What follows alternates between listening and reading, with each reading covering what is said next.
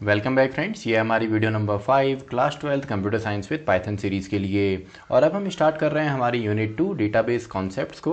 तो इस यूनिट के अंदर जो डीबीएमएस की यूनिट है, इसके अंदर दो चैप्टर हमने डिस्कस करने हैं। एक तो आपका बेसिक है जिसमें हमने डेटाबेस के कॉन्सेप्ट सीखने हैं, जो हम इस वीडियो में कंप्लीट करेंगे। एंड देन नेक्स्ट वीडियो में हमारा जो मेन यहाँ पे चैप्टर है एसक्यूएल, जहाँ पे हमने स्ट्रक्चर्ड क्वेरी लैंग्वेज को डिस्कस करना है।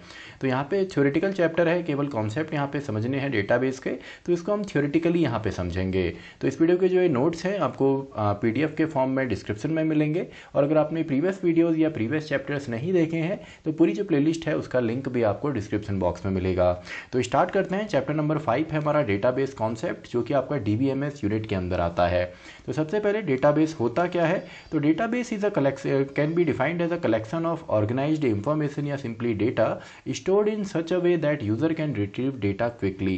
यानी कि डेटाबेस सिंपली आपका कलेक्शन होता है डेटा या इंफॉर्मेशन का, जिसको इस तरीके से स्टोर किया जाता है ताकि ज़रूरत पड़ने पर काफ़ी जल्दी के साथ, काफ़ी फास्ट या काफ़ी क्विकली हम डेटा को एक्सेस कर सकें।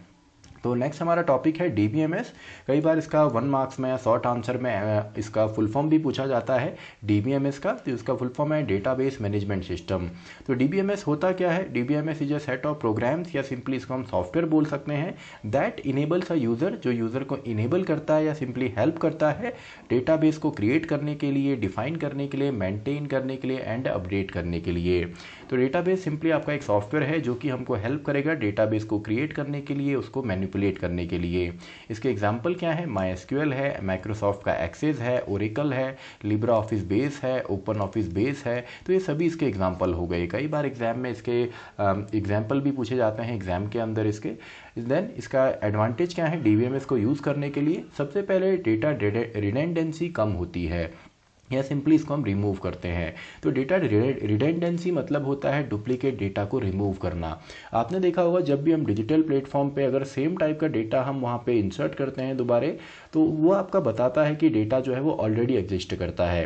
यानी कि डेटाबेस की मदद से डेटा रिडेंडेंसी या डुप्लीकेट डेटा हमारा रिमूव होता है। देन आपका है डेटा इनकन्सिस्टेंसी रिड्यूस्ड। डेटा आपका कंसिस्टेंट रहता है, इनकन्सिस्टेंसी नहीं आती अगर हम डेटाबेस यूज़ करते हैं।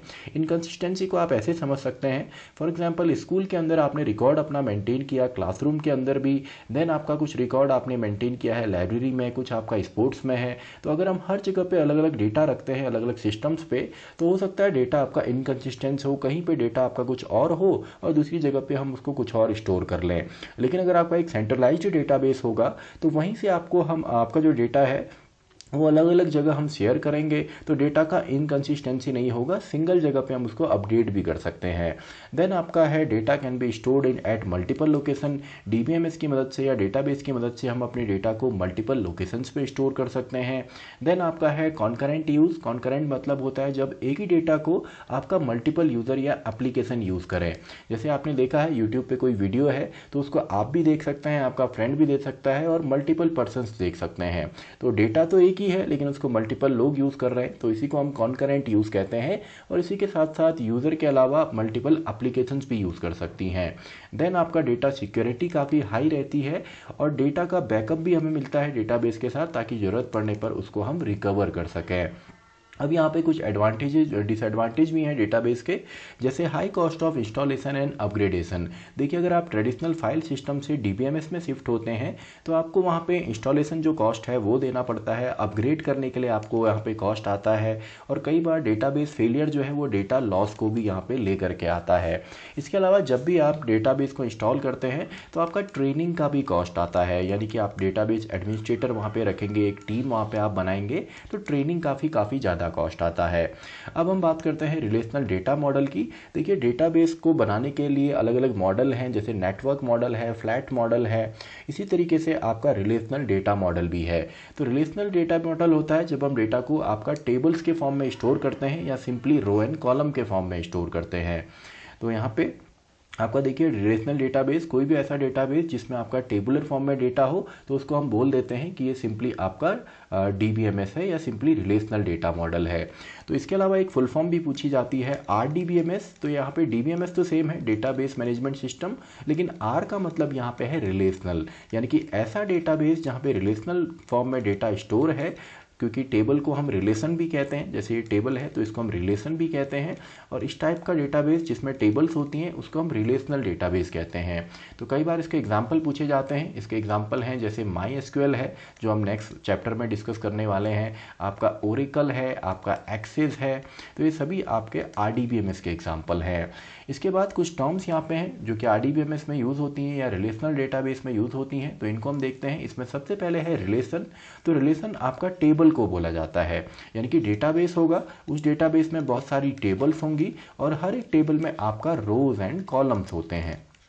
तो ये तो ओवरव्यू यहाँ पे हो गया। तो रिलेशन क्या होता है, सिंपली आपका टेबल होगा जिसमें रोज एंड कॉलम्स होंगी और इसके अंदर तीन मेन प्रॉपर्टी यहाँ पे होती हैं। सबसे पहले तो नेम यानी कि आपका सिंपली जो आइडेंटिफायर होगा, क्योंकि डेटाबेस के अंदर अगर आपने हर एक टेबल को यूनिकली आइडेंटिफाई करना है तो इसके लिए एक नेम चाहिए होगा। तो इसका जो नेम होता है ये एक मेन प्रॉपर्टी है जिसको कि आइडेंटिफायर हम कहते हैं, जो कि हर एक टेबल को यूनिकली आइडेंटिफाई करने में हमारी हेल्प करेगा।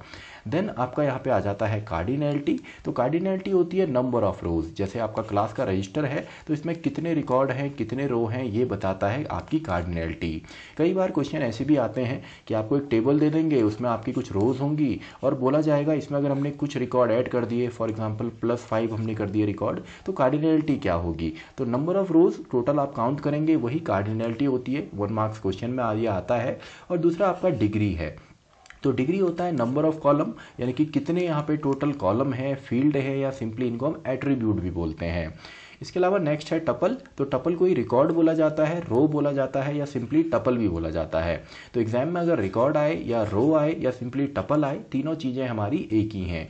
ऐसी एट्रीब्यूट, तो एट्रीब्यूट हमारे फील्ड होते हैं या सिंपली कॉलम होते हैं, इनको हम एट्रीब्यूट भी बोलते हैं। नेक्स्ट है हमारा डोमेन। तो डोमेन होता है it is a collection of all possible value for a given column और एट्रीब्यूट। वो सभी पॉसिबल वैल्यूज आपका डोमेन कहलाती हैं या कलेक्शन कहलाता है। जैसे मान लीजिए आपके पास कोई टेबल है, तो इसमें अगर यहाँ पे आपका रोल नंबर है तो इसमें किस टाइप का डेटा आएगा, इंटीजर टाइप का।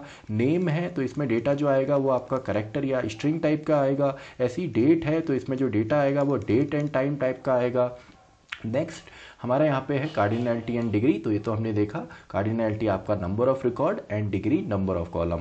देन आपका हर साल एक क्वेश्चन आता है कीज से रिलेटेड डेटाबेस की, जिसमें आपका डेटाबेस कीज पूछी जाती हैं। तो कीज क्या होती हैं, कीज होती हैं कॉलम या सिंपली एट्रीब्यूट या सिंपली इनका कॉम्बिनेशन, जो कि यूनिकली आपके रिकॉर्ड को आइडेंटिफाई करने में हेल्प करती हैं। तो इसमें देखिए प्राइमरी की है, कैंडिडेट की है, आपका अल्टरनेट की है और फॉरेन की है।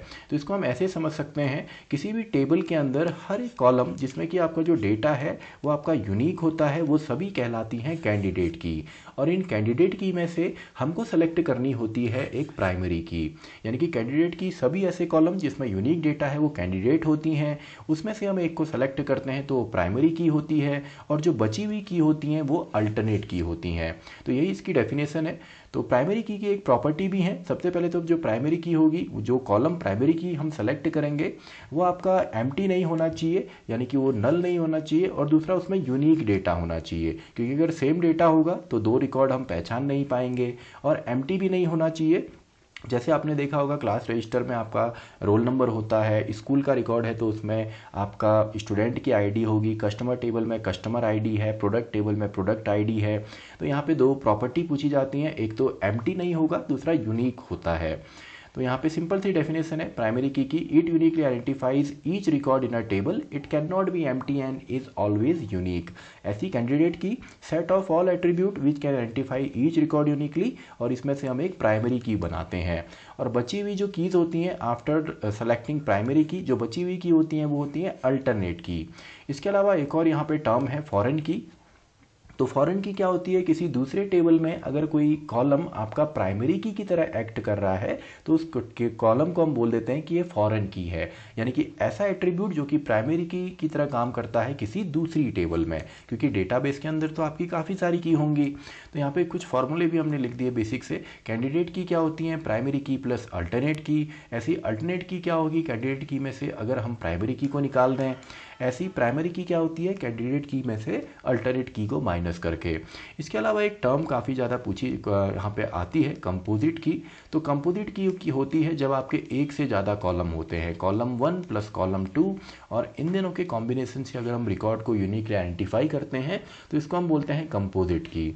तो कंपोजिट की बेसिकली आप इसका एग्जांपल देख सकते हैं, जैसे आप ईमेल आईडी देते हैं तो ईमेल आईडी में एक तो आपकी आईडी है, दूसरा आपका पासवर्ड है। तो ये दोनों ही जब यहाँ पे कंबाइन होंगे, इन दोनों का राइट कॉम्बिनेशन होगा, तब जाके आप एक इंडिविजुअल रिकॉर्ड या इंडिविजुअल आईडी को आप सिंपली आइडेंटिफाई कर सकते हैं। तो आई होप आपको ये समझ में आई होंगी कीज़ जो हैं। तो ये काफ़ी सिंपल सा चैप्टर था, इसमें कुछ बेसिक टर्म्स हमने सीखने थे। तो इसी के साथ ये हमारा वीडियो भी खत्म होती है, वीडियो नंबर 5, और ये चैप्टर भी खत्म होता है डेटाबेस कॉन्सेप्ट। तो मैं मिलता हूँ आपसे नेक्स्ट वीडियो में, जो कि काफ़ी इंपॉर्टेंट है, जहाँ पे हम देखने वाले हैं आपका स्ट्रक्चर्ड क्वेरी लैंग्वेज को, और साथ ही में हम समझेंगे MySQL सॉफ्टवेयर के बारे में भी। तो मैं मिलता हूँ आपसे नेक्स्ट वीडियो में, वीडियो नंबर 6।